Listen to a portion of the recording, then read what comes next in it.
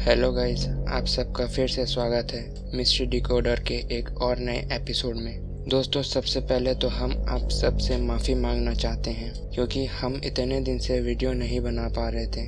क्योंकि दोस्तों, हमारे यहाँ कोविड के केसेस इतने ज़्यादा बढ़ गए थे कि हम रेगुलर वीडियो नहीं बना सकते थे। पर अब से आपको रेगुलर वीडियो मिलता रहेगा। और इसी बीच आप सबके सपोर्ट और आप सबके प्यार के लिए आप सबका बहुत बहुत धन्यवाद। चुड़ैल, जिसे विदेशों में विच भी कहा जाता है, इससे तो आप भली भांति परिचित होंगे। पर ऐसा कहा जाता है कि जब भी कोई महिला प्रेग्नेंट अवस्था में मर जाती है या काला जादू करते वक्त उसे कोई मार देता है और उसके दिल में कोई आखिरी इच्छा अधूरी रह जाती है तो वह चुड़ैल बन जाती है। तो दोस्तों, आज की यह घटना है हमारे ही एक परिचित के साथ घटी, जब वो एक किराए के घर में रहा करते थे और वो जो घर में रहते थे उसी घर में उनके साथ अजीब अजीब से घटनाएं घटने लगी। जैसे कि किसी चीज का एक जगह से दूसरी जगह मिलना या रखा होना, अजीब व गरीब आवाजें आना। पर यहाँ तक तो सब ठीक था। एक दिन जब वो सब अपने घर के बाहर किसी काम से गए थे और बाद में जब वो घर आए तो घर आने के बाद उन सभी की होश उड़ गए।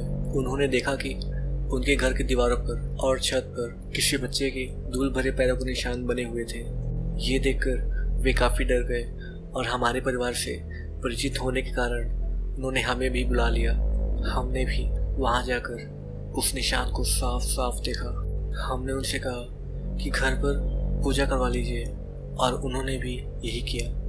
पूजा करवाने के कुछ दिन बाद तक तो सब कुछ ठीक था।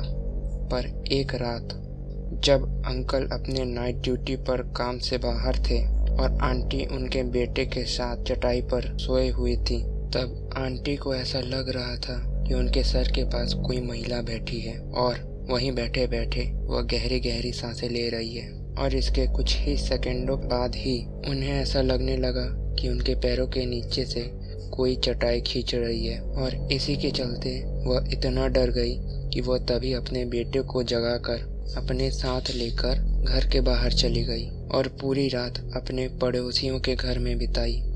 इस मामले के बाद वे काफ़ी डर गई थी।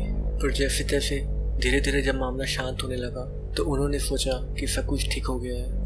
मगर इस मामले के कुछ ही दिनों बाद जब अंकल आंटी को किसी ज़रूरी काम से वाराणसी जाना पड़ा, मगर उनका बेटा एक हफ्ते के लिए घर में ही था। घर में उसने अपने दोस्त को भी वहाँ अपने साथ रहने बुला लिया था।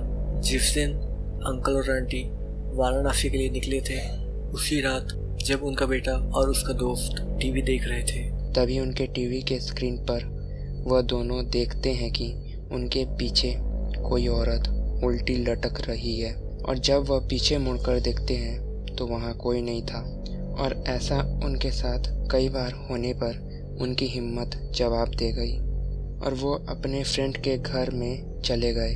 और एक हफ्ते बाद जब अंकल और आंटी आए, पूरा मामला सुनने के बाद उन्होंने वो घर छोड़ दिया। और बाद में उसी मोहल्ले के कुछ लोगों से बात करने के बाद उन्हें पता चला कि उस घर के मकान मालिक के बड़े बहू की प्रेग्नेंट अवस्था में जलकर वहाँ मौत हो गई थी।